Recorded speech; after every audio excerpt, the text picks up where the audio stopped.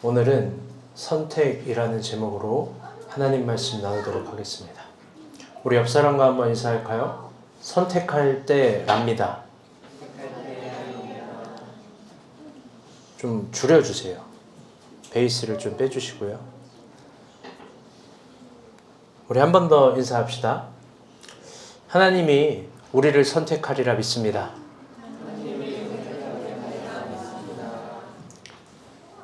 1월 세상의 삭풍을 사그러뜨리는 추위가 우리의 부스러기 같은 염려들도 동일하게 사그러뜨리길 안녕으로 인사합니다.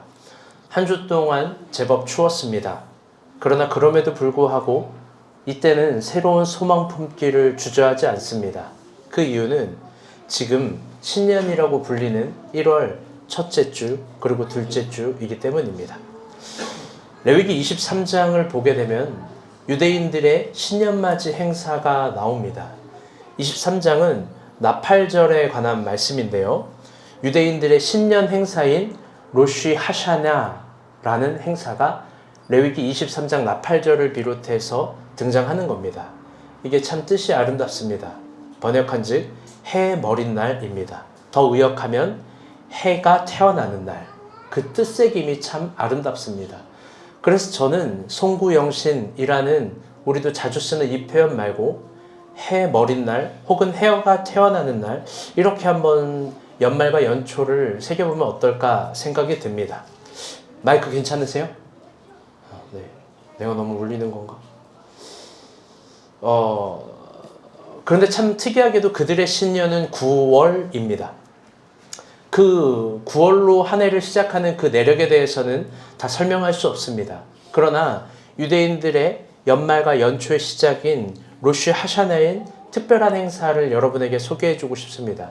그들에겐 두 가지 행사가 있는데요. 첫 번째는 참회고 두 번째는 소망입니다.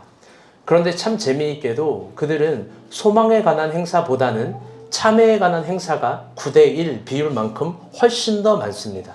그들은 새해가 시작되기 하루 반나절, 그러니까 12월 31일 정도에 하루 동안 금식을 하고 반나절 동안 금식을 하고 깨끗하게 목욕을 합니다. 그리고 새해가 첫날이 시작되는 그 지점에 자신의 죄를 1년 동안 묵었던 가장 큰 죄를 자백하는 기도문을 쓰고 그것을 가장 옆에 있는 강가에 띄어버립니다. 그 후에 새해 첫날이 됐을 땐 가장 먼저 하는 만남은 자기가 가장 잘못을 저지른 사람에게 찾아가 실제로 용서를 구하고 함께 식사를 합니다. 그리고 8일 뒤에는 자기가 지은 죄를 꼭 닭이어야 합니다. 닭에게 전가를 시키고 속죄물로 하나님께 바칩니다. 그리고 열흘 후에는 대속죄일인 유대인들이 온종일 온전히 금식하며 하루 내내 모든 걸 멈추고 회개기도만 하는 행사를 합니다. 왜 그럴까? 아마도 참된 새로움은 참된 반성에서부터 시작되는 걸 알려주고 있는지 모르겠습니다. 그게 로쉬 하샤나, 지금도 하고 있는 유대인들의 풍습입니다. 1월마다 우리가 자주 쓰는 한자어가 있습니다. 그건 새로울 신입니다. 우리 PPT 한번 볼까요? 마이크 좀만 더 올려주세요. 이 새로운 신이라는 한자, 여기에는 신년이라는 단어, 신월, 신제품, 신도시, 신개발, 신이라는 접두어로 가득 친 수많은 수식어들을 우리는 1월에 좋아합니다. 그런데 이 신이라는 단어는 넘겨주세요. 설잎과 나무목, 도끼근이 합쳐서 만들어진 단어입니다. 번역한즉 나무를 도끼로 자르고 깎아 새로운 물건을 만든다라는 뜻이죠. 저를 봐주세요. 나무 입장에서 보면 새로움은 날카로운 도끼날에 자신의 일부분이 잘려나가고 다듬어지는 아픔을 겪은 후에 찾아오는 새로움인 겁니다. 우리 모두 이 원리를 잊으면 안 됩니다. 우리가 그토록 기다렸던 새해 26년이 왔습니다. 그러나 새해가 되어도 우리가 새로워지지 못하는 건 어쩌면 도끼날의 아픔을 견디지 못하고 편안함을 선택하는데 익숙하기 때문인지 모르겠습니다. 하나님 말씀은 편안한 걸 선택하는 것이 아니라 하나님께서 보여주신 걸 선택하는 줄 믿습니다. 열흘 동안 계속되는 로쉬 하샤냐의 대속일 전통에 따르면 지금도 아직 참회와 속죄의 시간에 속해 있는 겁니다. 그래서 우리에게 다가오는 이번 한 주도 천천히 참회하며 반성하며 한 해를 시작했으면 좋겠습니다. 잊지 맙시다. 성자일수록 참회록을 쓰는 법입니다. 반성 없는 새로움은 존재하지 않습니다. 성서는 회개를 새로운 삶의 입구로 여깁니다. 신년의 초입이 다가오는 이 시간, 더 많은 시간들이 지나기 전에 하나님 말씀, 그걸 도끼날 삼아 우리 삶의 그릇되고 모난 부분을 깎아내어 새로운 삶에 이르기를 소망합니다. 아멘. 나는 안 된다 라는 말, 여러분 그것처럼 불신이 없고 나의 태도를 탓해야 되는 것에 하나님의 은혜를 탓하지 않는 우리가 되었으면 좋겠습니다. 옆 사람과 인사합시다. 우리 그러지 맙시다.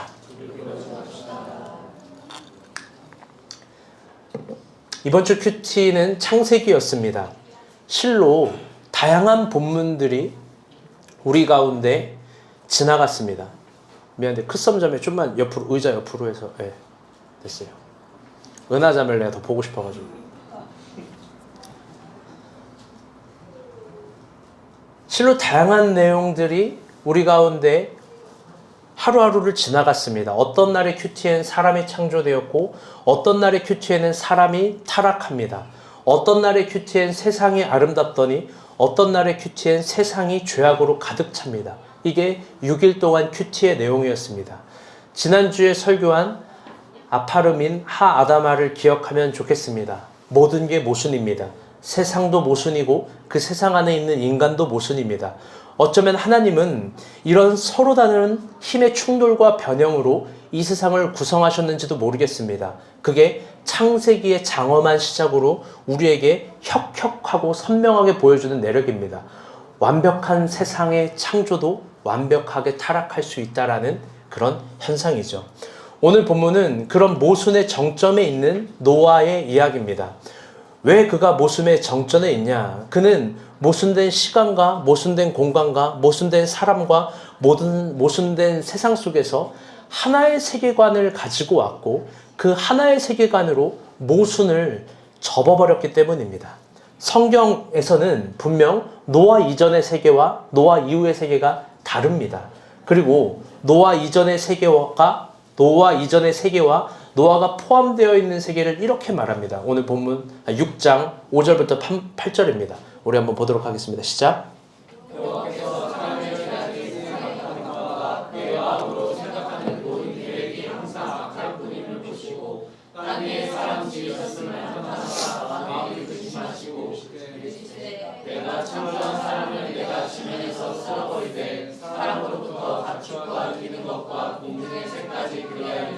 이는 내가 그것들을 지었음을 한탄하노라 하시니라. 그러나 노아는 여호와께 은혜를 입었더라. 아멘. 8절 다 같이 한번 읽어볼게요. 시작. 그러나 노아는 여호와께 은혜를 입었더라. 창세기 6장을 보게 되면요, 하나님이 인간을 지은 걸 후회합니다. 이 굉장히 예민하고 재미있는 신학적 주제입니다. 왜냐하면 완벽한 하나님이 불완전한 하나님으로 보이기 때문입니다. 하나님이 인간을 지었는데 창세기 2장은 그 인간을 위한 창조라고 그렇게 설교했는데 막상 인간을 보니 후회스러운 겁니다. 그런데 여러분, 이게 우리가 생각하는 하나님의 불완전함을 의미하지 않습니다. 오늘 본문 6절에 나오는 하나님이 후회했다, 한탄했다, 근심했다 라는 단어의 히브리어가 나함인데요. 이건 히브리적인 정서적인 표현입니다. 한숨, 동정, 통곡과 같은 감정 언어입니다. 그래서 나함이 가장 많이 쓰이는 용례는 자녀가 부모보다 먼저 죽었을 때 부모의 통곡하고 애통하는 눈물과 슬픔, 그걸 나함이라고 합니다. 즉 하나님은 지금 저 죄악이 가득한 인간, 하는 거라고는 죄악된 계획밖에 없는 저 인간을 보면서 통곡하고 애통하고 부모의 눈물과 같은 슬픔을 가지고 있다라는 이야기를 하는 겁니다. 그런데 참 재밌는 건 8절이죠. 그런데 그 인간들과는 별개로 노아는 하나님께 은혜를 입었다라고 표현을 합니다. 여러분, 도대체 노아는 뭘 잘했길래 은혜를 입었을까요? 여기에도 참 숨막히게 아름다운 히브리 문법이 숨어 있습니다. 보통 은혜라는 단어가 여러분 찬양에서도 들었고 설교 가운데도 들었을 법한 단어인데요. 헤세드라는 단어입니다.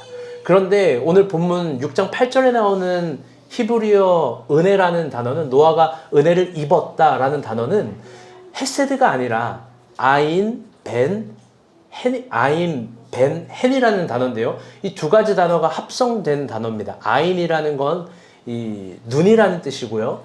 그리고 헨이라는 것은 은혜라는 건데, 단순한 은혜가 아니라 어떤 사람이 성장할 걸 기대하면서 그 부모가, 똑같이 부모입니다. 부모가 뭘 해줘야지, 어떤 기대감을 가지고 뭘 해주고 싶다라는 단어인 거죠.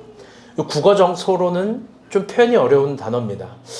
즉 하나님은 지금 노아, 그리고 노아가 앞으로 할 것들에 대해서 기대하고 있는 겁니다.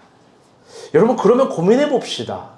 도대체 노아는 무엇을 했기에 하나님이 모든 인간에 대해서 후회하고 계실 때 그에게 은혜를 주신 걸까?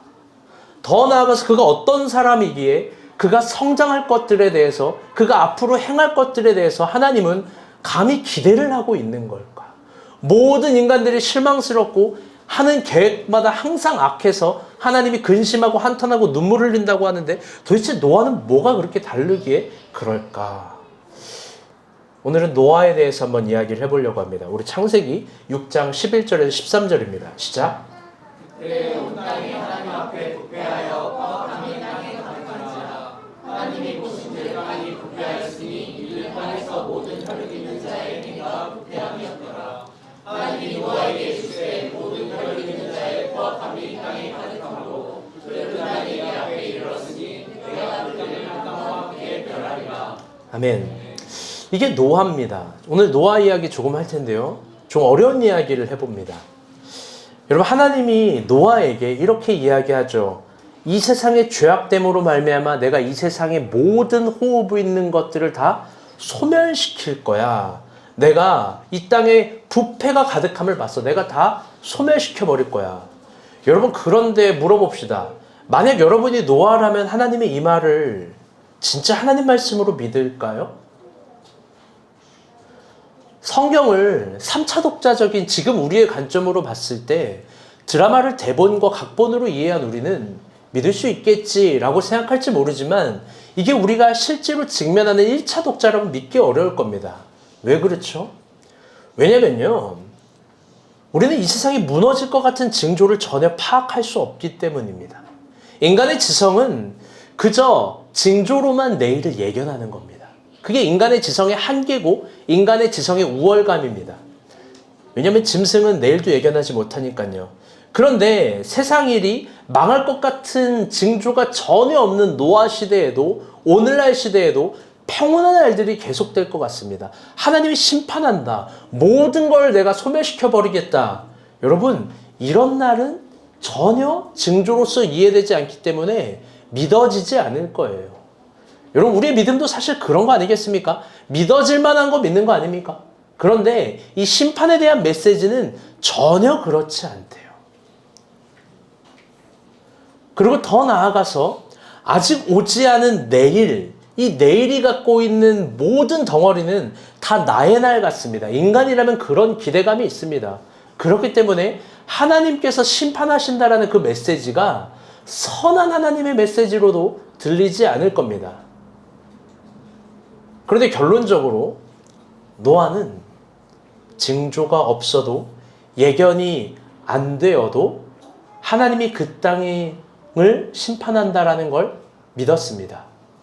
그리고 이 말을 믿는다는 건 너의 소멸과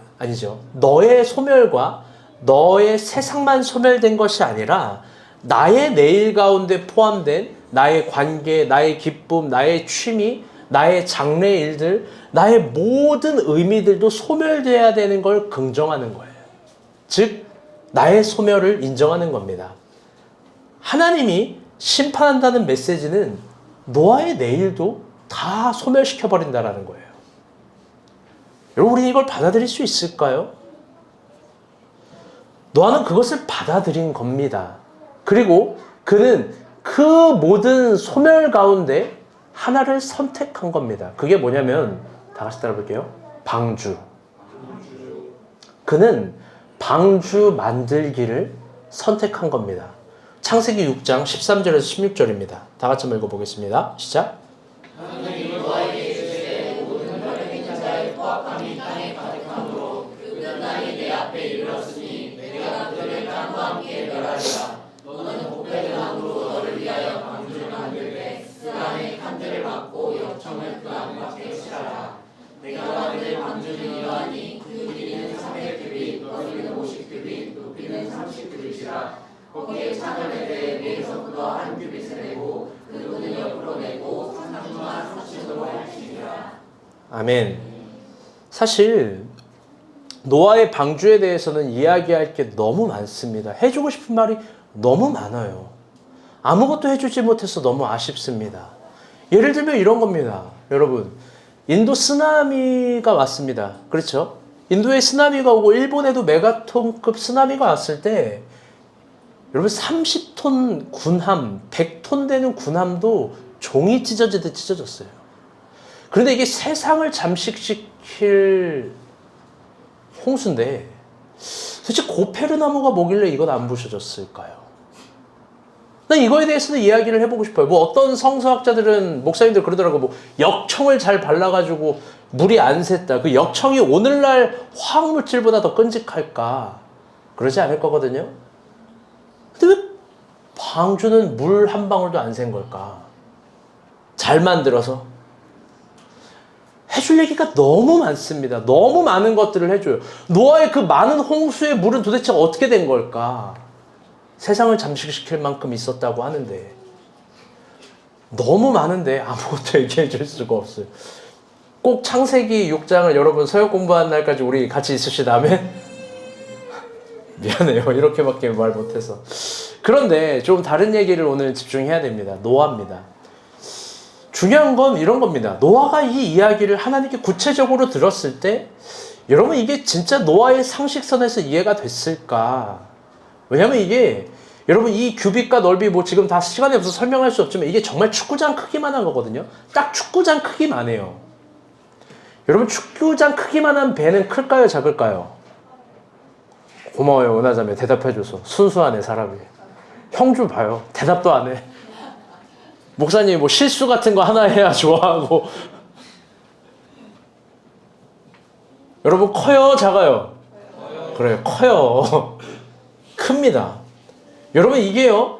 긍정의 힘으로 만들 수 있는 게 아니에요. 하나님이 민정자매에게 축구장 크기만한 배를 만들어봐. 나무도 네가 다 잘라야 되고 네가 다 패야 되고 고페르도 뭐 네가 다 발라야 돼. 과연 웃고 춤추고 긍정적인 아이라고 저거 만들 수 있을까? 여러분 이게 마음 먹고 한다고 할 수 있는 성질의 것이 아니에요. 축구장 크기만한 배를 내가 혼자 어떻게 다 만듭니까? 여러분 우리에게 이런 말씀 올 때 우리는 오히려 설득하지 않을까요? 나 개인의 철학을 사용해서 하나님과 대화하지 않겠습니까? 저건 못 만들어요. 혹은 저걸 만들기보다 그냥 하나님 저도 행복하게 죽을게요.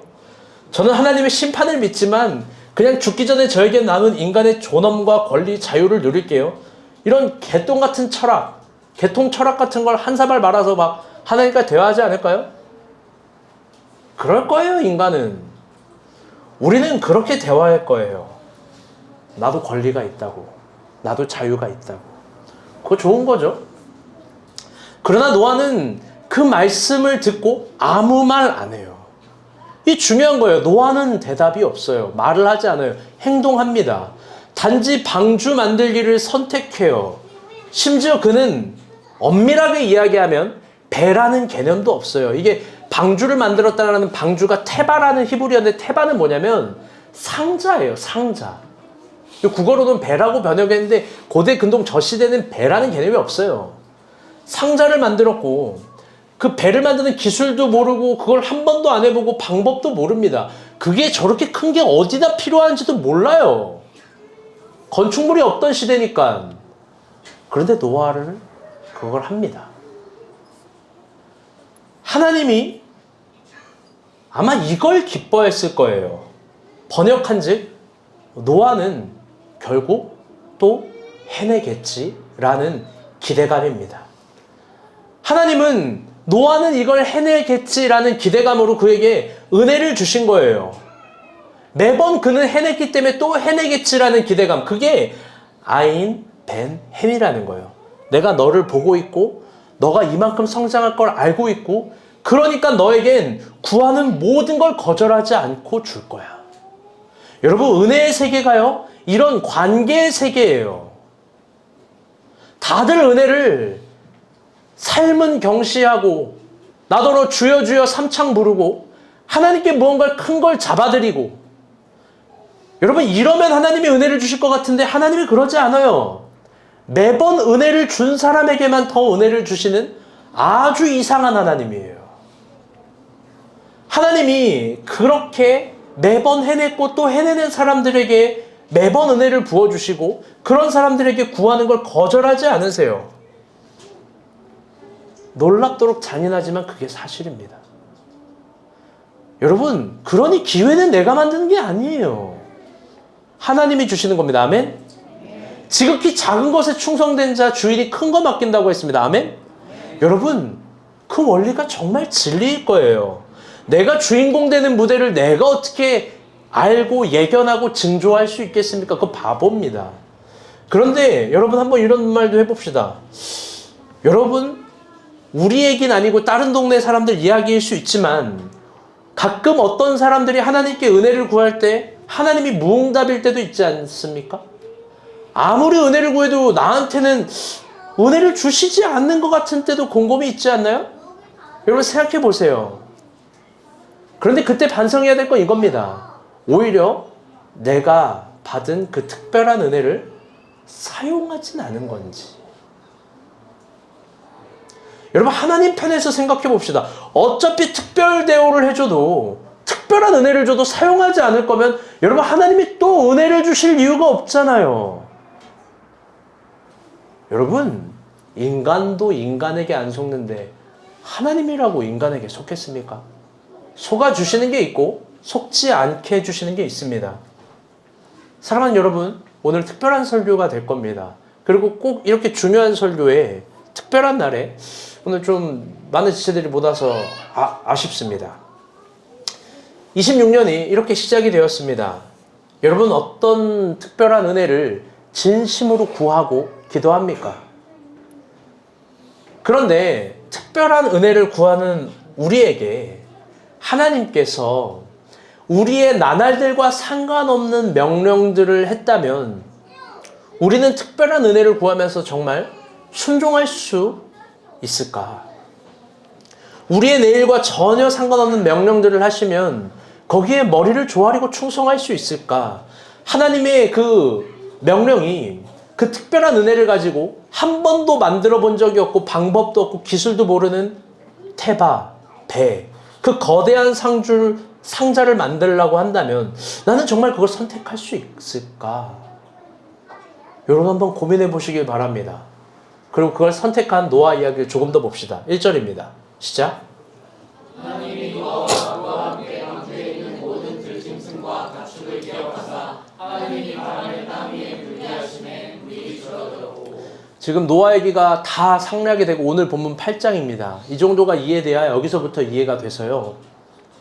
오늘 본문을 보게 되면 노아는 특별한 은혜를 받고 방주를 선택했고 방주를 만들었습니다. 그리고 여러분 알고 있듯이 동물들 두 쌍씩 막 해서 다 들어오게 합니다. 그리고 그 세상에는 성경을 지금 다 본문을 찾아줄 수 없지만 시간 관계상 1년 1개월 동안 비가 옵니다. 그리고 온 세상이 그렇게 물에 잠깁니다. 번역한즉 모든 온 세상 호흡들이 사멸한 겁니다. 누구는 노아는 방주를 만들어서 구원을 받았다고 기쁨과 찬양의 노래를 부를 거라고 그 방주 안에서 생각할 줄 모르겠습니다. 그런데 과연 그럴까? 방주 안에서 자신은 살아남았다고 막 어린이 성경 공부는 막 하나님이 노아는 찬양이에요, 기쁨의 감사를 과연 그럴까? 1년 1개월 동안 비가 내리는 걸 보면서 더 나아가 노아는 그 모든 것들이 사멸된 세상 속에서 아직 방주에 나온 본문을 보지 않았지만 방주에 나오고 나서는 자신은 살아남았다고 기뻤을까? 아마 그러지 않을 거예요. 그는 어마어마한 공포감을 느꼈을 겁니다. 그걸 보여주는 게 오늘 본문 4절부터 12절입니다. 이건 너무 중요해서요. 이건 천천히 한번 보도록 하겠습니다. 시작. 일곱째 달 곧 그달 열일곱 날에 방주가 아라산에 머물렀으며 물이 점점 줄어들어 열째 달 곧 그달 초하룻날에 3일의 봉우리가 보였더라. 40일이 지나서 노아가 그 방주에 낸 창문을 열고 까마귀를 내놓음에 까마귀가 물이 땅에서 마르기까지 날아 왕래하였더라. 그가 또 비둘기를 내놓아 지면에 물이 줄었는지를 알고자 하매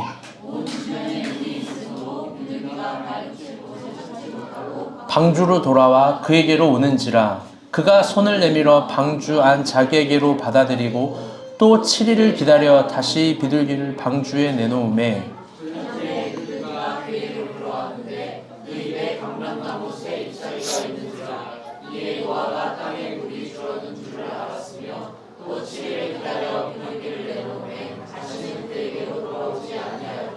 아멘. 시간이 없어서 다 설명할 수 없지만 비는 1년 1개월 동안 오게 됩니다. 그리고 노아의 홍수, 그 홍수 상태는 성경을 보면 150일 가운데 지속됩니다. 그리고 그는 150일이 포함된 1년 1개월 동안 물 가운데 표류하는 겁니다. 그런데 재밌는 건 4절, 5절이에요. 4절, 5절 말씀 한 번 더 볼까요? 시작.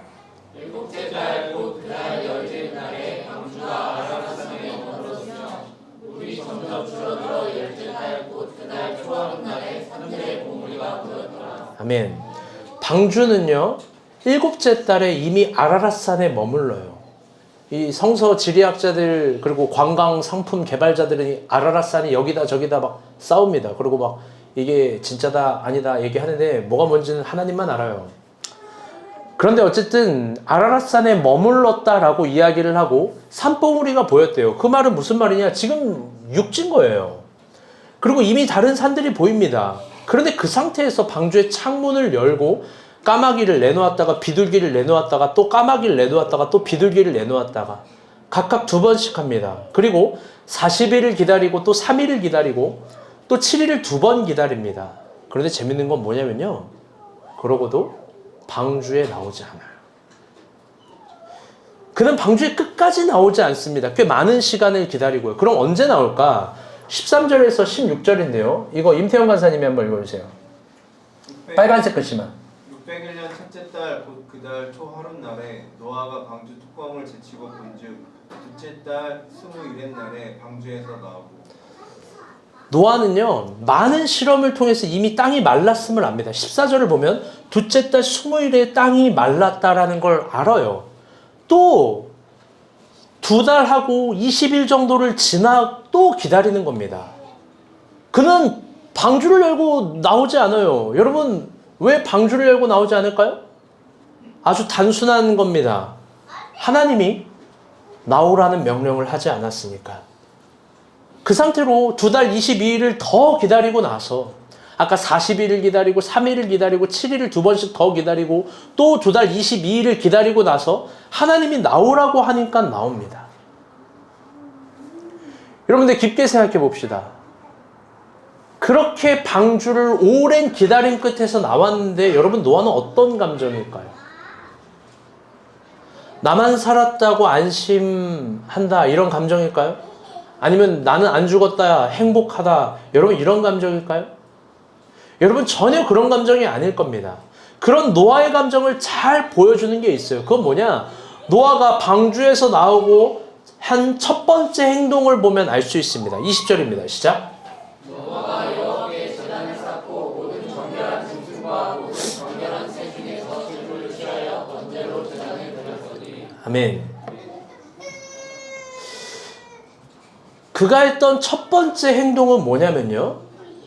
다 같이 들어볼게요. 예배예요.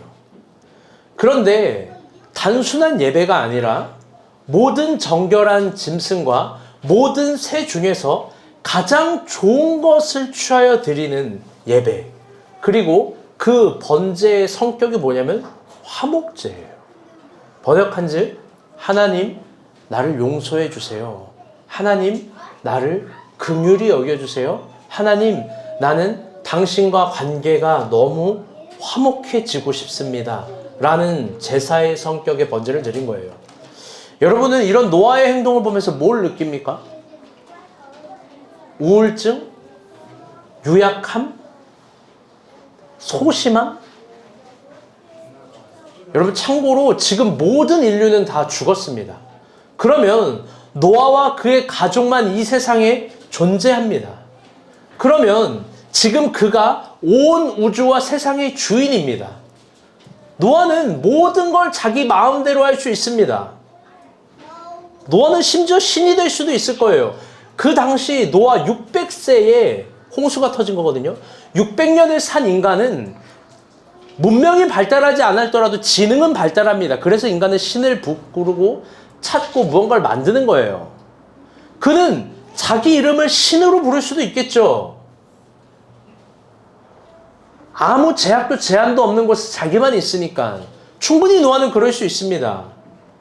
그런데 노아는 그러지 않습니다. 왜냐하면 그게 홍수 전 인간의 모습이고 바벨탑을 쌓은 인간의 모습이기 때문입니다. 그건 자기 마음대로 살려고 하는 욕망, 사사성어로 표현하면 이렇게 말할 수 있어요. 다 같이 해볼게요. 경거망동. 번역한 즉 경솔하여 생각 없이 망령되게 행동하는 것, 그런 언어들. 그게 하나님 없는 사람들의 궁극적 목적이에요. 경거망동하고 싶어서 돈도 벌고 싶은 거고, 경거망동하고 싶어서 권력을 누구보다 더 쌓고 싶은 거고, 경거망동하고 싶어서 사장도 되고 회장도 되고 싶어 하는 거예요. 여러분, 그런데 노아는 자기 위에 아무도 없지만 그렇게 하지 않아요. 그가 방주에서 나온 첫 번째 행동은 예배예요. 그런데 그냥 예배도 아니라 가장 소중한 걸 드리고 바닥까지 낮아지는 그의 예배. 그의 예배를 보면서 우리는 한 가지 신앙의 탄생을 볼 수 있습니다. 그건 노아 이전에는 아무도 하지 않았던 신앙의 탄생이에요. 다 같이 해볼게요. 경외. 경외예요. 이건 경거망동과는 다른 완벽한 성질의 신앙입니다. 그는 하나님을 경외해요. 그 전에는 하나님을 경외하는 신앙이 없어요. 아담과 하와 봐요. 막 하나님과 말싸움하고 막 인류가 타락하는 역사, 창세기 족보를 봐요. 하나님 두려워하지 않잖아요. 그런데 노아는 하나님을 경외합니다. 아무도 주변에 없을지라도. 그가 마음속에서 하나님을 향한 첫 번째 자연스러운 감정이 경외예요. 사랑하는 여러분, 진지한 사유 속에서 오늘은 물어봅니다. 애기들 소리 너무 신경 쓰지 마세요. 저것도 못 이기면 아무것도 세상에서 이겨낼 수가 없어요. 아멘? 여러분의 표정이 다 보여요, 지금. 사랑하는 여러분, 진지한 사유 속에서 물어봅니다. 여러분, 인간과 하나님의 관계라는 건 도저히 어떻게 설명할 수 있는 걸까요? 도저히 그건 어떤 걸까요? 예수 나의 좋은 친구? 제가 요즘에 발달된 인스타 기독교에 관한 메시지를 보면서 참 무서운 생각이 들어요. 뭐 표현하는 건 다양하고 하나님을 향한 신앙의 사유와 생각들은 너무 다양하게 얘기해서 뭐 대단한 것처럼 보이는데 사실 그 마음속에는 진짜 인간과 하나님과의 관계를 규명하거나 이해하는 것이 없는 메시지들의 속성이에요. 제가 볼 때 진짜 요즘 SNS 기독교 메시지 현상이 무서운 건 뭐냐면 예수님을 내가 고등학교 때 가르칠 때 이런 노래가 유행이었어. 예수 나의 친구, 뭐 나를 친구로 부르셨네 그러면서 막 친구 먹는 예수님. 근데 지금은 뭔지 알아요? 친구도 아니라 이거예요. 다시 해볼게요. 남자친구. 남자친구로 생각해요. 매우 적절하게 내가 우울할 때 다가오셔서 나를 위로해 주시고, 내가 괴로울 때 막 떡볶이도 사주시고, 막 거기에다가 치즈 토핑도 넣어주시고, 또 내가 힘이 없을 땐 다가와가지고 막 돈도 주시고 용돈 주시고, 적절하게 항상 나를 위로해 주시고 내 감정을 헤아려 주시고, 적절하게 내 모든 마음속에 있는 것까지, 기분까지 체크해 주시는 예수님. 예수님은 나의 남자친구. 그런 남자친구가 있는지는 모르겠습니다. 어디 그것뿐인가요? 가장 무서운 성격은 이거예요. 이거 정신병이에요, 진짜. 나는 아무것도 하기 싫고 가만히 있고 우울하고 그냥 앉아만 있는데 내 우주 같은 가능성을 세상에서 가장 크게 봐주셔서 나를 결국 창대하게 하실 하나님을 신앙한대요. 여러분 그거 집어치워야 돼요. 여러분 그거 신앙 아니고 그거 망상이에요. 하나님을 그렇게 믿으면 하나님이 그렇게 움직여야 되나요? 여러분 성서를 깊게 보면 신이 인간이 된 거지 그분이 좋은 인간 그걸 완성하기 위해서 오신 분이 아니에요. 여러분 성경을 보면요 우리가 하나님을 섬기는 거지 하나님이 우리를 섬기는 게 아니에요. 하나님과 나와 관계에서 인간과 하나님과의 관계에서 가장 아름다운 정서는 경외예요. 경외란 단순한 두려운 감정이 아니에요. 히브리어로 경외는 도미노제라는 건데 이건 국어 정서로는 정말 도무지 표현이 안 돼요. 그럼에도 불구하고 굳이 하자면 이런 겁니다. 너무나 질적으로 다른 어떤 완벽한 재질의 신, 존재를 만나서 내가 그분을 존경하고 내가 그분을 두려워하되 그분을 사랑하고 그분을 닮고 싶고 그분에게 종속되고 싶어하는 아주 이상한 감정과 관계의 성질이에요. 너무 존경하고 너무 거대하고 너무 사랑해서 너무 두려워서 사랑하고 존경하고 닮고 싶고 종속되고 싶은 거예요. 감히 그래서 인간이 스스로 종이 되어버리고 싶은 감정이에요. 여러분 그게 기독교 신앙에서 유장한 역사를 가지고 인간과 하나님과의 관계에서 얘기해준 아름다운 신앙의 모습입니다. 그런데 그거 없어요. 세상을 두려워하지 말라는 메시지는 많아요. 그런데 진짜 두려워하고 존경하고 따라가야 될 하나님을 두려워하라. 하나님을 경외하라. 이런 메시지는 없어요. 왜?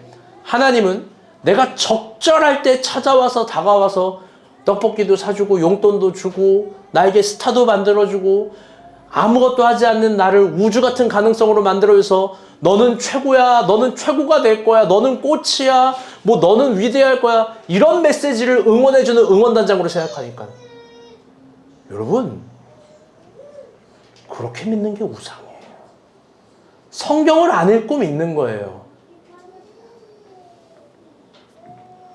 사랑하는 여러분, 너무나 사랑하는 하나님께 종속되고 싶은 마음, 그 하나님을 진심으로 사랑하고 싶은 마음, 그 하나님이 너무 좋아서 그 하나님이 명령하신 걸 다 해보고 싶은 마음, 여러분 그게 경외입니다. 노아는 지금 하나님을 경외하는 거예요. 아까도 이야기했지만 다시 한번 이야기해 봅니다. 여러분 하나님이 제가 아까 이런 말을 했습니다. 하나님이 은혜를 줘도 결국 아무것도 안 하는 사람에게 또 특별한 은혜를 주실 이유가 뭐가 있을까? 결국 은혜를 줘도 가장 완벽한 핑계를 삼아서 아무것도 안 한다면, 물론 여러분 저희 이 말을 오해하지 마세요. 하나님 맨날 몽둥이 이만한 거 하나 듣고 박전 해. 그러니까 너랑 나랑 망가질 때 맨날 좋아하는 것 같아. 지원 간사가 요즘 일주일에 한 번씩 울거든요. 목사님 너무 힘들어 막 울어. 그럼 목사님 이렇게 얘기하는 거죠. 야, 돼, 서. 이만한 몽둥이 갖고 막 패는 거예요, 막. 다 너무 좋아하는데? 유용식이 제일 좋아해요. 여러분, 움직여라, 행동하라가 이런 걸까요? 아니요. 하나님 쉼을 주세요. 위로하세요. 그런데 아무것도 안 하는 사람, 은혜에 대해서 아무 반응도 하지 않는 사람에게 왜 은혜가 필요해요? 계시록을 보면 늘 얘기했죠. 눈물을 흘리는 사람을 위로해 주시는 거예요.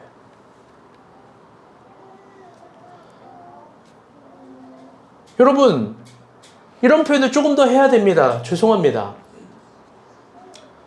늘 완벽한 핑계를 삼아서 하나님이 완벽한 은혜를 주시는 걸 방해한다면 여러분 왜 또 정말 특별한 은혜를 구하는 거예요? 결국 쉬는 시간도 주고 준비하는 시간도 주고 모든 시간을 줘서 방주는커녕 아무것도 안 만들 거면서, 그러면서 늘 죄송합니다. 이런 말은 해요. 머리에 상상력은 가득하고 사모함은 가득해서 뭘 달라고 또 달라고 얘기해요. 하나님이 줄 때 여러분 결과물을 주시는 하나님이 아니고 나를 변화시키시는 하나님이에요. 아멘.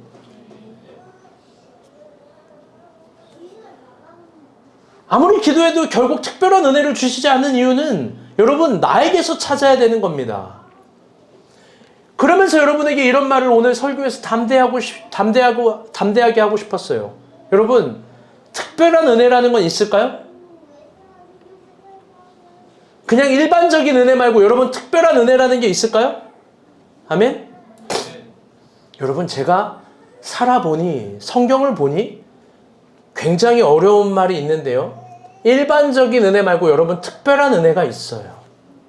하나님은 정말로 특별하게 주시는 특별한 은혜가 있습니다.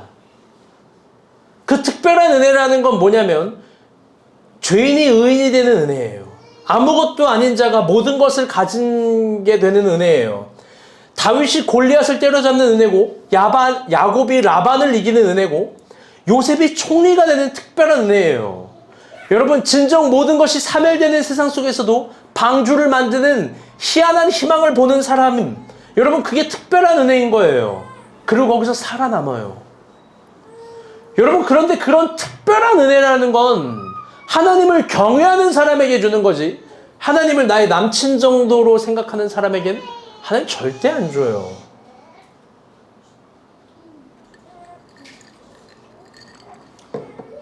한 주 동안 기도원에 있었어요. 여러분 모르겠지만 제 기도원 일정이 목요일로 끝이었는데 이틀을 더 연장했어요. 네, 이대로 못 내려간다.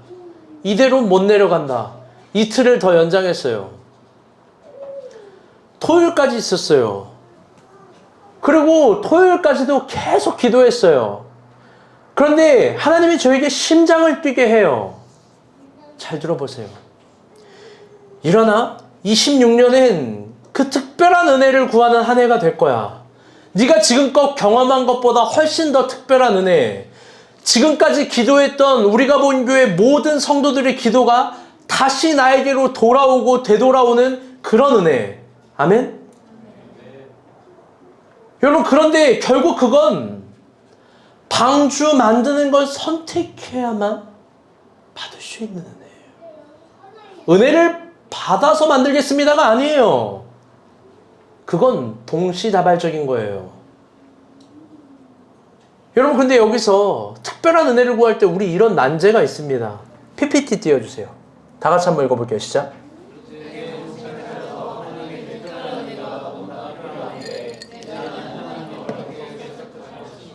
여러분 난제예요. 아 특별한 은혜가 있구나. 이번엔 내가 진짜 구해야지. 여러분 그런데 나는 하나님을 어떻게 설득할 거예요? 제가 이걸 어떻게 설명해야 되나 하다가 아주 좋은 걸 깨달았어요. 제가 한 3주 전쯤인가요? 4주 전쯤인가 우리 크썸님이랑 롯데리아에서 햄버거를 먹었습니다. 그런데 우리 바로 옆 테이블에 소개팅을 하는 거예요. 롯데리아 신길동에서. 할렐루야. 그런데 저는요 누가 누구를 소개하든 말을 하든 그게 하나도 귀에 들어오지 않습니다. 그런데 주영자매가 혼자 웃으면서 이야기를 해요. 저는 밥을 먹고 있는데 목사님 저 소개팅 망했습니다. 끝났어요. 이러는 거예요. 그래서 제가 이렇게 얘기했어요. 야 너도 얼굴 믿지 마. 너도 망할 수 있어. 밥이나 먹어. 제가 이렇게 얘기를 했어요. 그런데 이 녀석이 도무지 밥은 먹지 않고 소개팅하는 사람을 관찰하는 거예요. 계속 그 사람들을 관찰해요. 그리고 정말 좋아해요. 그 사람들 이야기를 듣고 계속 웃어요. 보니까 저 녀석은 저게 천직이에요. 그게 참 보기 좋더라고요. 저거를 피곤하지도 않나 봐. 우리 이야기도 아니고 남의 남녀 관계가 형성되는 이야기를 밥도 안 먹고 듣고 막 좋아해요. 그게 참 보기 좋아서 한번 그때 물어봤어요. 대화 좀 하려고. 그래 주영아 왜 저들이 망했느냐 라고 하자마자 저들이 망할 수밖에 없는 101가지 이야기를 로꼬 랩처럼 해. 막 떠드는 거예요. 첫 번째 이유, 목사님 저 소개팅에 남자가 모자를 쓰고 나왔거든요. 전 망한 거예요. 모자도 무슨 개구리 모자 같은 걸 쓰고 왔어요. 그리고 여자는 어리고 예쁜데 딱 봐도 남자가 나이가 많아 보이잖아요. 근데 모자를 썼어요. 그럼 망한 거예요. 또 이래요. 그리고 소개팅에 나왔는데 남자는 계속 돈이 없다 그러고 여자는 아무 말 하지 않아요. 망한 거예요. 남자가 연애하지도 않았는데 데이트 통장 이야기하고 자기 마이너스 통장 이야기를 하는데 어떻게 저게 성공해요? 저거 망한 거예요. 그리고 둘이 어떤 주제로 불꽃 튀게 대화를 하는데 싸웠어요. 저는 대화를 잘하나 보다 나 그 생각했거든요. 여자가 대화를 잘하네. 그러니까 목사님 저거는요 자매님이 다시는 보지 않을 거라는 각오예요. 그래서 저렇게 싸우는 거예요. 저건 망한 거예요. 다각도적으로 망한 이야기를 하는 거예요. 그런데 망한 거예요 라고 하자마자 그녀의 예언이 땅에 임하자마자 신기한 게 일어났어요. 진짜 봤거든요. 여자가 이런 말을 해요. 오늘 그냥 제가 차인 걸로 할게요. 저 그냥 집에 가겠습니다. 제 친구에게 그렇게 말해주세요. 안녕히 계세요. 그리고 가방을 들고 일어났어요. 그녀의 말씀이 떨어지자마자. 어때요 여러분? 망했어요 안 망했어요? 임태훈 가수 굉장히 좋아하네. 남이 망한 게 좋아요? 여러분 그런 망한 연애에 반전이 있을까요? 어때요 똑똑이? 반전할 수 있어요? 너의 머리로? 한번 물어볼게요. 박지영 간사. 남자가 모자 개구리 모자 같은 거 쓰고 그 현장에 있었어야 되는데 막 너랑 논쟁하고 싸우고 나 마이너스 통장에 돈 없고 막 이렇고 나이도 많아. 윤용식 이야기인가? 분쟁에서 싸웠어요. 이거 반전할 수 있어요? 여러분 반전하기 어려워요. 그런데 그 남자가 갑자기 그 여자 옆자리로 가서 앉아요. 그리고 모자를 벗어요. 저는 저 미친놈 아닌가? 왜 옆자리로 가지? 그러면서 아까 일을 진심으로 사과하는 거예요. 머리 다 눌렸어요. 너무 못생겼거든요. 그러고 나서 아까 일을 진심으로 사과하고 이렇게 얘기를 해요. 나는 당신을 만나고 싶습니다. 저 진짜 드라마 보는 줄 알았어요. 나에게 한 번만 기회를 주십시오. 나는 정말 당신을 만나고 싶습니다. 아까는 말실수입니다. 나에게 한 번만 기회를 주십시오. 나는 당신을 만나고 싶습니다. 아까 일은 정말 미안합니다. 그러면서 너무 간절하게 이야기하는 거예요. 제가 진짜 새우버거라도 하나 더 시켜주고 싶었어요. 너무 간절한 거예요. 그리고 과정을 다 설명할 수 없지만 10분 뒤에 무슨 일이 일어나냐면 여자가 갑자기 웃어요. 대화를 타요. 그리고 목사님 큰일 났습니다. 왜? 반전이거든요. 그러면서 여자가 갑자기 몸을 앞으로 기울이면서 대화를 해요. 그리고 서로 약간의 손도 잡고 막 까르르르 웃고 서로 갑자기 좋아지는 거예요. 이 어려운 대국을 크썸님은 이렇게 해석했어요. 잘 들어봐요. 겸손함, 간절함, 그리고 연륜이 다 했네요. 저는 이게 정말 탁월한 해석이라고 생각해요. 왜? 이 해석은 뭐예요? 그가 지금 진심으로 반성하고 다가가고 있다는 거잖아요. 물론 그 둘이 만나게 됐는지 안 만나게 됐는지 모르겠지만 반전을 해냈습니다. 아멘? 여러분 근데 제가 이 말을 왜 할까요? 하나님의 은혜를, 특별한 은혜를 다시 구하는 원리도 마찬가지입니다. 겸손함, 간절함, 그리고 나의 온 연륜을 다하는 진지함. 만약 내가 하나님께 다시 새로운 은혜, 특별한 은혜를 구하려면 여러분 나도 전적이어야 하는 거예요. 은혜를 주셔야 변화가 아니라 변화를 해야 은혜. 이것도 아니라 이건 동시다발적인 겁니다. 나도 전적이어야지 하나님이 전적으로 움직이는 겁니다. 사람이 망한 연애에도 저렇게 겸손한 진지한 온 경험을 다하는 연륜을 다할진데 여러분 하나님 앞에서는 어떨까요? 물론 하나님은 우리에게 구원도 주시고 적절한 기회도 주십니다. 그거 의심하지 않습니다. 우리 다 죽어서 천국 갈 거예요. 그런데 그거 말고 하나님이 정말 특별한 은혜를 주시는 그런 기회가 내가 필요하다면 여러분 그걸 안 구하는 게 바보 같은 거예요. 그걸 포기하는 게 바보 같은 거예요. 왜 그러냐? 하나님의 불공평한 방식은 모두에게 공평하게 적용되기 때문에 그래요. 이 불공평한 방식을 한번 봅시다. 두 말씀이에요. 시작.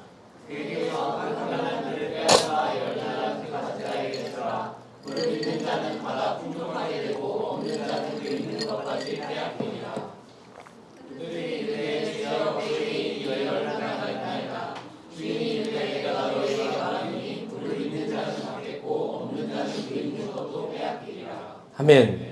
이 두 가지 비유는 달란트 비유와 문화 비유입니다. 원리는 비슷해요. 물론 섬세하게 보면 다르지만.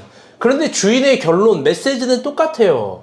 뭐냐? 있는 자는 더 받겠고 없는 자는 있는 것마저 빼앗길 거야.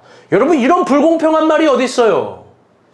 여러분, 근데 이게 하나님의 공평이래요. 이건 경제학적 용어가 아닙니다. 정치학적인 언어도 아니에요. 자신 안에 있는 은혜를 사용한 사람들, 그 달란트를 사용한 사람들에게 하나님이 더 큰 은혜를 부어주신다라는 겁니다. 여러분, 그러니 진짜로 26년의 은혜를 사모합시다. 아멘? 더 큰 은혜를 사모합시다. 우리 마지막으로 한 가지 살펴봅시다. 여러분, 그러면 왜 그토록 노아는 하나님을 경외하는 걸 선택할 수밖에 없었을까? 우리 창세기 8장 17절부터 21절입니다. 시작. 너와 함께한 모든 혈육 있는 생물 곧 새와 가축과 땅에 기는 모든 것을 다 이끌어내라. 이것들이 땅에서 생육하고 땅에서 번성하리라 하시매 노아가 여호와께 제단을 쌓고 모든 정결한 짐승과 모든 정결한 새 중에서 둘을 취하여 번제로 제단에 드렸더니 여호와께서 하늘을 가시고 그 중심에 이르시되 내가 다시는 사람을 말미암아 땅을 저주하지 아니하리니 이는 사람의 마음이 계약하는 바가 어려서부터 악함이라. 내가 전에 해왔던 것 같이 모든 생물을 다시 멸하지 아니하리니. 아멘. 여러분, 잘 들어보세요. 오늘 중요한 설교라고 했어요. 하나님은 방주에 나온 노아에게 명령하십니다. 다 같이 따라볼게요. 생육하고 번성하라. 여러분, 이게 그냥 인용구가 아니에요. 고대 근동에서는 이런 축복문이 없어요. 이런 인용구가 없다고. 생육하고 번성하라라는 건 정말 특별한 야훼의 명령어예요. 이게 태초의 인류였던 아담에게 하셨던 야훼의 명령입니다. 언약이죠. 그런데 그는 자신으로부터, 지금 인류가 다 죽었어요. 자신으로부터 다시 인류의 역사가 시작된다는 신적인 부르심이 있었던 거예요. 그래서 그는 경거망동할 수 없고 경외하며 하나님을 예배한 겁니다. 그리고 그 예배 끝에 하나님이 노아의 모습을 보고 다시는 내가 인간을 멸하지 않을 거야 라는 새 언약이 또 맺혀지는 거예요. 여러분, 잘 봅시다. 노아의 시선에서 한번 생각해 봅시다. 아주 단순한 로직이에요. 하나님이 저렇게 명령합니다. 생육하고 번성하고 너로부터 인류가 다시 시작될 거야. 여러분, 노아의 시선에서 그걸 이야기한다면 그대로 되는 거예요. 아멘? 노아의 시선에서 하나님이 말한 건 안 되는 게 없는 거예요. 하나님을 경외하는 사람들의 아주 위대한 특징은 하나님 말씀을 제일 믿습니다. 이 눈에 아무 증거 보이지 않아도 하나님이 그렇게 말하면 그렇게 된다라는 단순함을 가지고 있어요. 그리고 이 사명을 해내야 된다면 그는 하나님을 경외하고 신적인 은혜를 구할 수밖에 없는 거예요. 잘 보세요. 창세기에 한 사람으로 말미암아 죄악이 시작되었고 한 사람으로 말미암아 사망이 들어왔습니다. 그런데 지금 노아라는 한 사람으로 말미암아 새로운 생명과 새로운 역사가 시작됩니다. 그래서 신학적으로 창세기 8장을, 오늘 우리 본문을 다시 해볼게요. 새 창조라고 불러요. 창조한 지 얼마 되지 않아서 새 창조라고요? 맞아요. 새 하늘과 새 땅이 다시 임한다라는 거예요. 이전 것은 지나갔고 새로운 것이 되는 은혜입니다. 거기서 생육하고 번성하라고 노아, 너에게 다시 시작하라고 명령합니다. 그 엄정한 명령 앞에 노아는 하나님을 경외하지 않을 수가 없는 겁니다. 사랑하는 여러분, 일주일 동안 기도원에 있었습니다. 그리고 오늘 본문의 말씀을 따라서 2026년 우리가 본 교회를 향한 하나님의 기대심을 선포합니다. 26년 우리가 본 교회에 새하늘과 새 땅이 주어질 줄로 믿습니다. 아멘.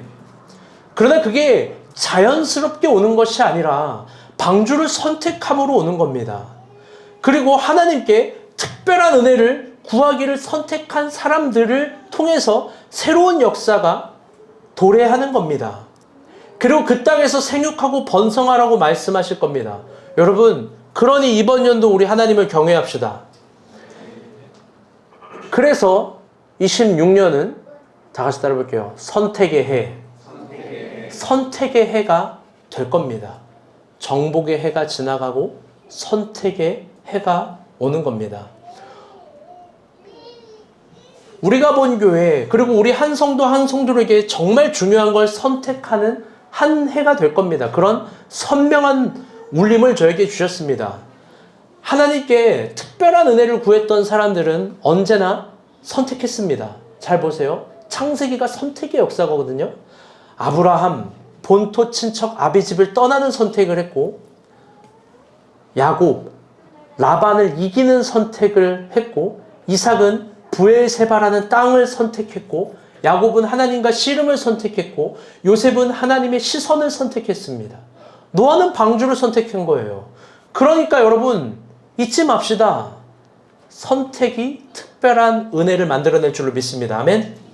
물론 모두가 동의할 수 있는 선택은 없고, 중요한 선택을 한다는 의미는 그만큼 위기와 기회가 동시에 겹쳐 있는 어떤 그런 포괄적인 겁니다. 그러나 하나님을 선택한 사람들에겐 새하늘과 새 땅이 반드시 올 겁니다. 그런 26년 우리가 본 교회가 됐으면 좋겠습니다. 아멘. 말씀의 결론을 맺겠습니다.